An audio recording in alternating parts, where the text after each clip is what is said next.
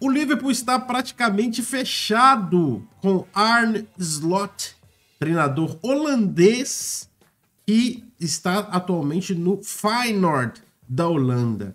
Treinador que levou o Feyenoord ao título depois de 6 ou 7 anos. Depois de 6 anos ele levou o Feyenoord ao título novamente e na temporada passada. Antes disso ele trabalhou no AZ que, inclusive, naquela temporada da pandemia, a temporada da Eredivisie foi cancelada. Eles estavam empatados com o Ajax, que era uma sensação naquela época, com a diferença apenas do saldo de gols. Depois disso, ele foi contratado pelo Feyenoord e ele tem só 45 anos, ele não é um cara muito velho, ele jogou o tempo todo do futebol dele na Holanda, então ele é um cara formado lá como futebolista, depois ele passou a ser auxiliar técnico de base, depois auxiliar técnico de time principal, quando ele conseguiu o seu espaço para ser técnico. Tá, de onde que apareceu esse cara? De onde ele vem, o que que ele faz, por que que ele é assim? Primeira coisa é que ele surge como uma bomba para qualquer torcedor do Liverpool, né? Que esperava, talvez, primeiro Xabi Alonso, depois surge Rubem Amorim do Sporting como grande expoente, todo mundo já estava certo. Eu estava certo, cheguei a dizer na live que o Rubem Amorim estava fechado, porque para mim parecia tão nítido. E aí a gente vê notícias bizarras, como, por exemplo, o Rubem Amorim indo visitar o West Ham, para fechar com o West Ham, e todo mundo começou assim, peraí, nós vamos tomar chapéu do West Ham? Aí depois surge a notícia de que o Rubem Amorim e o seu staff usou o West Ham para pressionar o Liverpool. Tipo assim, eu vou conversar com o West Ham aqui, Liverpool, para você entender que você tem que andar rápido aí, porque eu já tô com meus planos, eu tenho outros lugares para ir. E aí você pensa nisso e fala assim, que coisa maluca é essa, né? Antes de mais nada, aqui ó, se inscreve no canal, deixa o like, ativa o sininho, já sabe como é que funciona. Para além disso, aí surge como uma bomba o nome de Arne Slot, desconhecido de quase todo mundo, e a torcida do Liverpool, como tem ranço já de muito, não é de hoje, é de muito tempo, um careca que gosta de jogar pra frente. Cara, essa é a receita bruta de Ten Hag, né? É a mesma coisa do Ten Hag, um cara que gosta de jogar pra frente, gosta de ter a posse de bola, careca, vindo da Eredivisie. Quando a gente pesa os dois lados, tanto Portugal quanto Holanda, os dois lados têm mais ou menos a mesma importância, com Portugal sendo um pouquinho mais forte, um pouquinho mais de representatividade. Por mais que o Ajax tenha chegado mais à frente nas últimas Champions, né? Pelo menos um pouco mais atrás, porque agora o Ajax está relativamente uma draga, mas o nosso querido Portugal tem ali sempre presença nas quartas de final, oitavas de final, e é um pouco mais tradicional. Então, quando a gente pesa Rubem Amorim e Arne Slot, os dois estão mais ou menos iguais, com um pouquinho de vantagem para o Rubem Amorim. E por que que o Slot é um cara que surgiu como um grande favorito e que em algumas notícias agora começam a dizer que ele está 90% fechado com o Liverpool, tá faltando pouca coisa para ele assinar. O Arne Slot, o Liverpool, primeiramente, o Liverpool ele é de propriedade da FSG, Fenway Sports Group.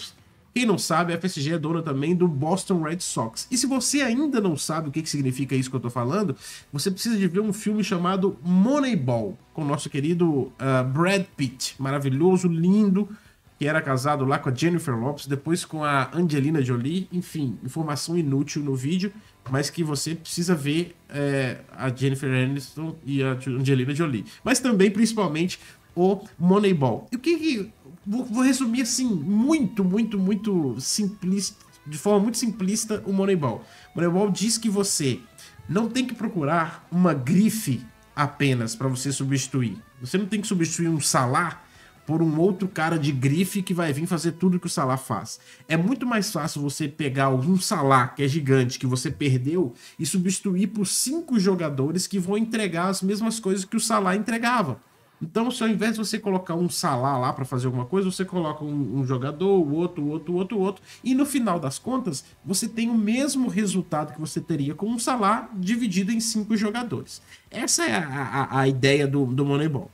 E aí, com essa filosofia e a volta do Edwards, é muito uma sinalização da FSG de que ela está muito focada em fazer um bom planejamento, uma boa passagem de bastão, assim como foi a captação do Klopp para o Liverpool, quando da chegada do Klopp, existe todo um checklist ali que é a FSG, o Edwards, o Richard Hughes, tem como ideal para o time do Liverpool. O que o nosso novo comandante precisa ter? Ele precisa de ter isso, e várias coisas. E nessas entrevistas, o Liverpool anunciou, quando anuncia a volta do Edwards, a chegada do Hughes, lá em março, início de março, ele anuncia, em abril nós vamos intensificar as entrevistas para técnicos. E aí o Liverpool começa a pegar um técnico aqui, outro técnico ali, e o nome do Arne Slot começa a surgir como muito forte, porque ele basicamente preenche tudo que precisa. Que, assim, devem ter outras coisas mais, tá, gente? Mas vamos lá. Um salário acessível, que não é abusivo. Isso é importante. O fato dele ser um cara desconhecido pesa muito desse lado. Você não consegue trazer o Mourinho ganhando pouco. Você não consegue trazer o Hans Flick ganhando pouco.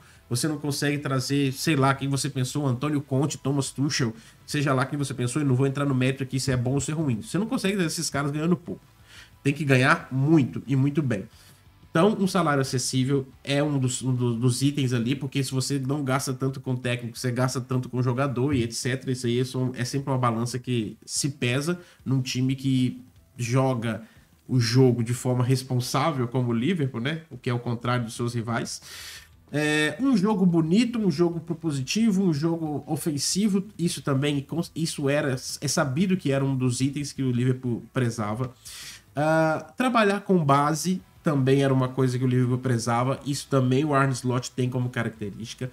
Carisma, bom trato com imprensa, torcida e elenco. O Arne Slot tem uma vantagem sobre o seu compatriota Erik ten Hag, que ficou conhecido por queimar jogadores nas coletivas. O grande expoente dessa situação é ele e o Sancho, onde ele queima totalmente o Sancho, afasta o Sancho de muito tempo. O Sancho volta por empréstimo pro Borussia, ajuda o Borussia Dortmund a chegar na semifinal e dá uma declaração que ele não tem problema nenhum em voltar para o Manchester United, desde que o Ten Hag não esteja mais lá. Então, assim, a briga é aberta para qualquer um que quiser ver. E além disso, tem o protecionismo, que muita gente fala dele com o Antony, com o Rashford, enfim. O Ten Hag não tem essa característica, já o Arne Slot tem essa característica, é tido como um paizão também lá no Feyenoord. Aqui algumas pessoas já vão começar a torcer o nariz, né? Porque uma das coisas que muita gente tá de birra com o Klopp nesses últimos momentos agora da saída é o fato do Klopp ser também muito paizão, ser muito essa coisa, né, de abraçar o elenco e querer sempre o elenco ali por perto, etc. Enfim, é uma característica que a diretoria busca e achou no Slot. Tá, beleza, Nilo. Ele preenche todos esses requisitos aí. O fato também de querer vir, né? De ser acessível com relação ao time que ele está, ou seja, não ter uma multa também muito grande para o Feyenoord. O Feyenoord, na verdade, não tem multa, mas o Liverpool já ofereceu, já saiu que o Liverpool já ofereceu informações confiáveis, dizendo que o Liverpool ofereceu 9 milhões de euros de compensação, que é aquele acordo de cavalheiros, né? Multa não tem, mas eu te dou uma compensação para você também não ficar a ver navios. O Liverpool ofereceu 9 milhões de euros, o Feyenoord recusou. Pode ser que o Feyenoord esteja querendo 15, e aí a gente acredita que 11, 12, 13 já vai resolver a situação. Vai convencer o Feyenoord a liberar o Arne Slot, o treinador holandês. E como joga o Arne Slot? Por que o Arne Slot é considerado um potencial candidato, um favorito candidato para assumir o Liverpool no lugar de Jürgen Klopp? Simples assim. O Arne Slot tem como esquema preferido o 4-2-3-1. Ou seja, sai um pouco daquela questão do Rubem Amorim, que todo mundo falava, surgiu um grande burburinho. Rubem Amorim com 3 zagueiros, o elenco do Liverpool não vai suportar. Agora a gente volta a falar sobre 4 zagueiros, 4 jogadores formando a linha de zaga. E aí o 4-2-3-1 dele funciona de uma maneira muito interessante, porque ele joga sempre com double pivô. Então, não é aquela coisa de ter a trinca do meio campo como o Klopp, usar um double pivô e você ficar com um jogador sobrando. Não, ele joga sempre com 2 pivôs. Então você tem 4 jogadores, você tem 2 pivôs aqui, você tem 3 jogadores à frente desse, que na verdade são os 2 pontas, e um jogador que é o famoso enganche, que é o 10, e um atacante na frente de referência. Então a gente poderia montar facilmente aqui um time do Liverpool, base para o Arne Slot, com Alisson no gol, Bradley na direita, Konaté, Virgil van Dijk e Robertson, McAllister e Arnold no meio. Na frente você poderia colocar o Szoboszlai como esse enganche, como esse 10, como uma coisa assim. De um lado, Luiz Dias ou Gakpo. Do outro lado, o Salah e o Darwin Núñez na frente, ou o Jota na frente, como atacante de referência. Tudo isso esse poderia facilmente ser o time do Arne Slot. E como é que é feito isso? Os dois pivôs, eles servem muito para saída de jogadas, eles voltam, aproximam da linha de zaga para aproveitar a saída, sempre saindo lá atrás, sempre com posse de bola, aquele mesmo jeito de jogar, atuando bastante com os laterais. Outra coisa interessantíssima, ele gosta muito de amplitude dos laterais, amplitude dos pontas. Os laterais fornecem, é sempre uma grande... Ele gosta sempre de trabalhar muito perto, troca de passes muito rápidas, troca de passes muito curtas para ludibriar a marcação adversária e conseguir passes depois com profundidade que geram verticalidade e geram um senso de urgência no time, e ele gosta muito de definir rapidamente as jogadas. Não é aquele time garimpeiro, não. Geralmente não é aquele time garimpeiro o time dele, não. E lá na frente, perdeu a bola, pressão em cima da saída de bola, jogadores sempre funcionando muito naquela marcação alta, e quando é preciso defender atrás, quando é preciso fazer uma defesa, ele costuma defender no 4-4-1-1 ou no 4-4-2. E o que significa isso? Por que você está falando isso, Nilo? Qual que é a diferença disso? Você pode simplesmente pegar o Salah e colocar junto com o Núñez para ser esses dois atacantes na frente. Você pode pegar o Arnold e colocar na direita para defender à frente do Bradley, ter McAllister e Szoboszlai no meio, porque o Szoboszlai cobre muito mais espaços do que o Arnold. Então o Arnold ali encostado no lateral, ele vai ter suprimido um pouco a sua deficiência defensiva.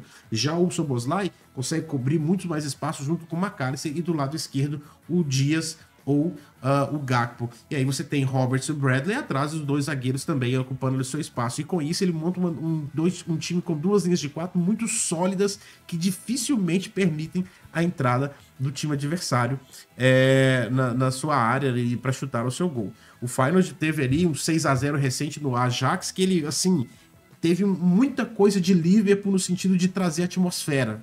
Então outra coisa também que os times do Slot fazem, né? Eles estavam jogando ali um jogo meio... No começo do jogo amassaram o time do Ajax, depois foi um jogo um pouco mais estudado, não sei o quê. Quando sai o primeiro gol, ele faz dois gols, ele faz o primeiro gol contra o Ajax, num jogo que foi 6-0, o primeiro gol sai aos 30 minutos do primeiro tempo.